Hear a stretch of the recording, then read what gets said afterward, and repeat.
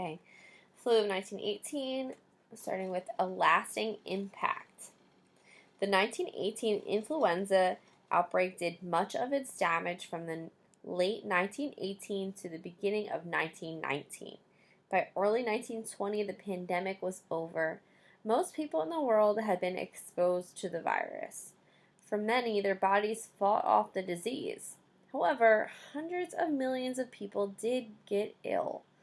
About 50 to 100 million of them died. So now I can add the beginning and the ending of the flu to our map here. So from the fall of 1918 to early 1920.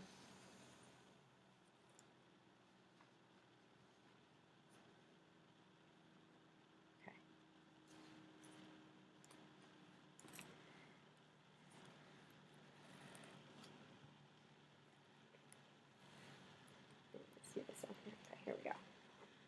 Until the outbreak ended in 1920, everyone from baseball players to barbers wore masks, even though they provided little protection against the deadly flu. Picture of playing baseball. The mask on.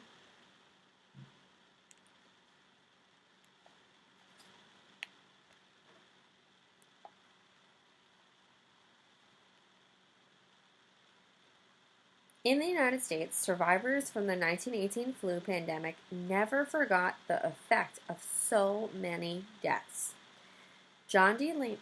Leno was a boy when he caught the flu. He returned to school after he got better. Many of his friends, however, never came back. I was a pretty lonely kid at the time because these were my friends that I played with all those years, he said. And when I lost them, my whole world changed.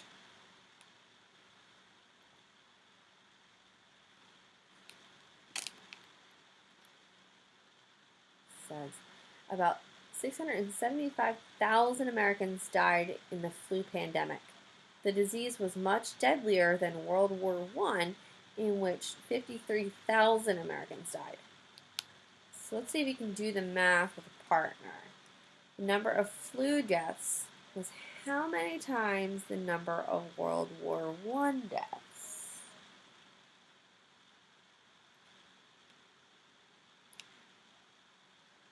As you're figuring that out, this caption here says, the 1918 flu spread to almost every place in the world where people lived. From Alaska to Australia to Japan, these Japanese schoolchildren hoped to avoid catching the flu by wearing masks.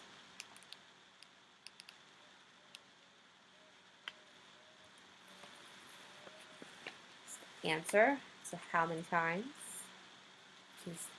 You were 12.74 times more likely to have died from the flu than in the war.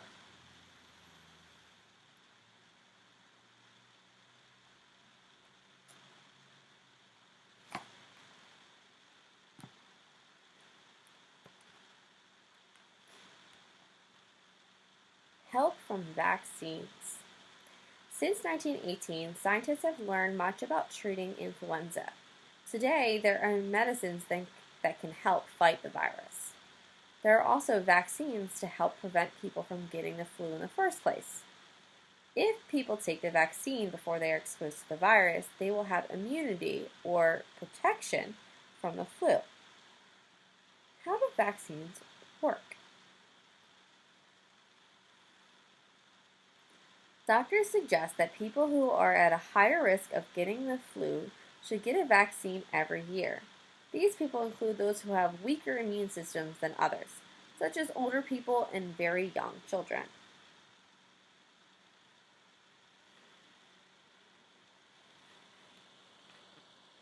Some people don't get the vaccines and medicines they need to protect them from the flu. As a result, up to 500,000 people around the world end up dying from the disease each year. Still a lot of people, 500,000. So if 500,000 people die from the flu every year, are we really better off Then in 1918,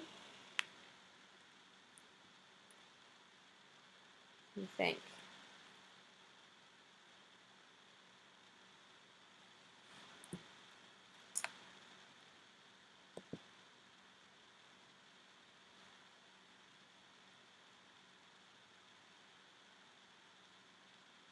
Just keep in mind that the world's population has grown quite a bit since 1918. And these are also people who do not get the vaccine, right?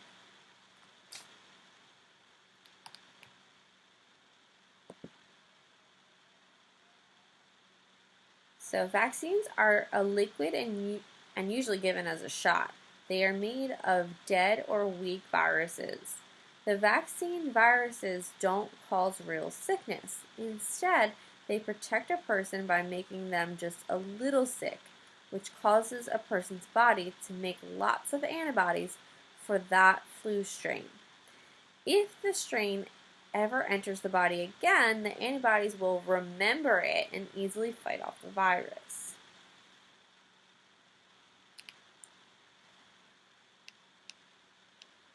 Just as vaccines provide protection from the flu, so does getting sick.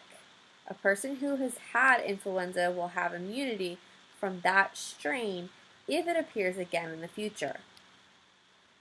So, why is getting just one flu shot not enough, though? Well, flu viruses change over time.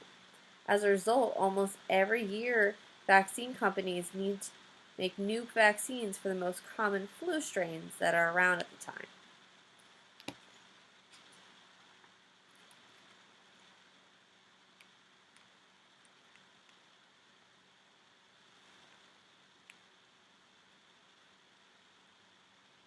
A new flu.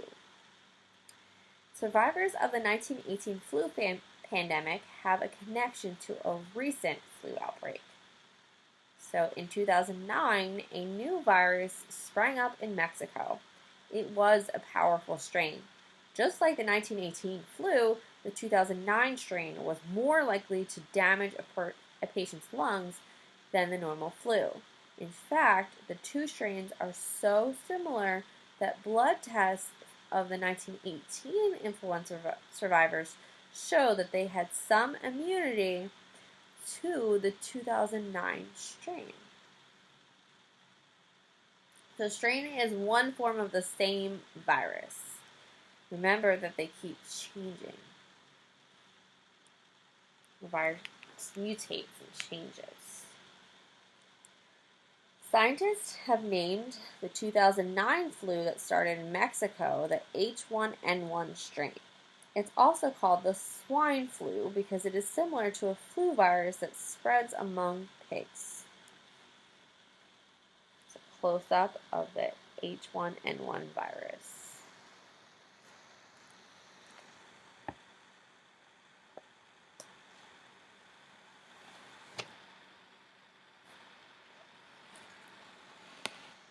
It says this woman is spraying disinfectant on pigs to prevent further spread of the swine flu.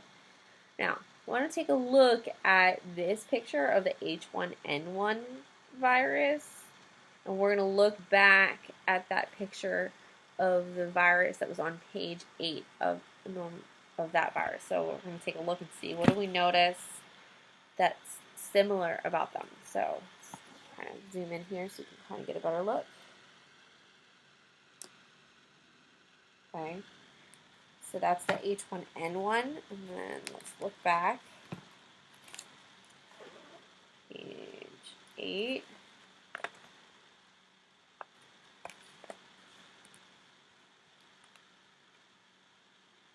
You can see that was a different strain of the flu virus. You notice it's similar between the two of them.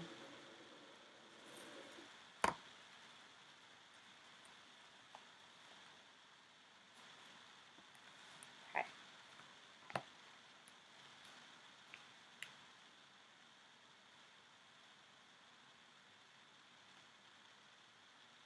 Now, One 1918 flu survivor, Donald Jacoby, is now living in Canada. He has some advice about the 2009 flu. Although his doctor was wrong when he thought Donald would die more than 90 years ago, Donald still thinks the most important thing people can do is to listen to their doctors. That is the best way to avoid catching the deadly disease.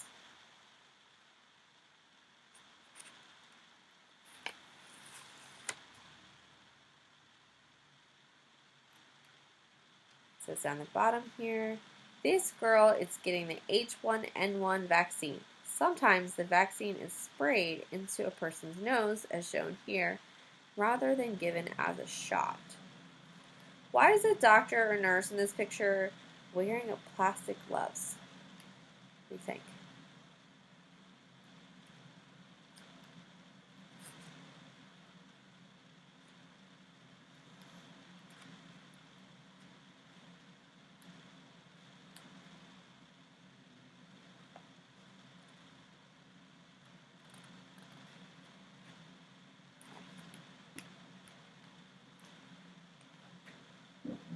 So we have other famous flu outbreaks. So it says the 1918 pandemic was by far the deadliest flu outbreak in history, but there have been other recent flu pandemics that caused many deaths. And remember, this was written before COVID, and COVID was not flu. So we had the Asian flu. This pandemic started in China in February of 1957. It spread to other parts of the world and reached the United States by June. Picture here, and it says patients and medical staff posed for a picture in Singapore hospital during the Asian flu pandemic. And it says scientists created a vaccine for this flu in August. They call the strain H2N2. The flu reached its peak in the United States in the late 1957. Many of those who became infected were school children. They caught the virus from classmates and then spread it to their families. However, most of the people who died from the infection were elderly. By early 1958, the pandemic died out. Between 1 and 2 million people were killed from the outbreak. At least 70,000 victims were American.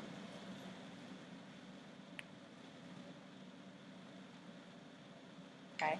The Hong Kong flu. This influenza outbreak began in Hong Kong in early 1968. It spread around the world and reached the United States in September. Like the previous pandemic in 1957, many people who came down with this flu were school children. This strain, which scientists call it H3N2, was very similar to the flu virus from the Asian pandemic 11 years before. People who had been sick with the Asian flu had some immunity to the Hong Kong flu. The pandemic ended by early 1969 because of the immunity some people had to the Hong Kong flu, as well as improved medical care. Only around 750,000 people around the world died from this outbreak. About 34,000 of these deaths occurred in the United States.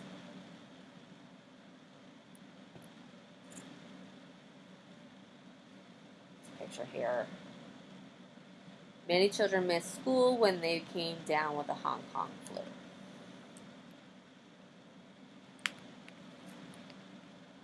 Okay. Flu facts. The word influenza comes from a Latin word meaning influence of the stars. Before people knew about germs, they thought flu outbreaks were caused by the stars. Here are some more facts about the flu. What to do. To avoid getting or spreading the flu, people should not touch their noses or mouths. Wash hands often with soap and water, with warm water, or use hand rub made from alcohol, so hand sanitizer. This will kill any germs. One should cover one's mouth with a tissue when sneezing or coughing.